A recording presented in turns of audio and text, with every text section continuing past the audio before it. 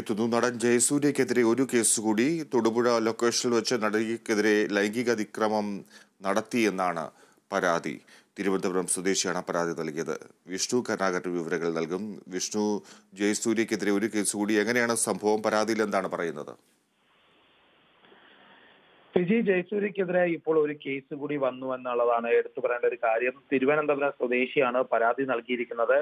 നടിയെ തൊടുപുഴയിലെ ലൊക്കേഷനിൽ വച്ച് ലൈംഗിക അതിക്രമത്തിന് ഇരയാക്കി എന്നുള്ള ഒരു പരാതിയാണ് നൽകിയിട്ടുള്ളത്.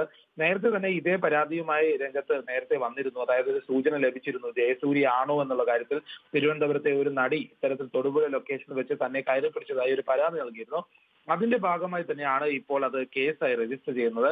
തിരുവനന്തപുരത്തെ കരമന പോലീസിലാണ് കേസ് രജിസ്റ്റർ ചെയ്യുന്നത്. കരമന സ്റ്റേഷനിൽ രജിസ്റ്റർ ചെയ്ത കേസ് തൊടുപുഴയിലേക്ക് കൈമാറും. കുറച്ചുകൂടി പ്രൊസീജിയേഴ്സ് ഉണ്ട്. അതിനുശേഷമായിരിക്കും ഇന്ന് തൊടുപുഴയിലേക്ക് കൈമാറുക.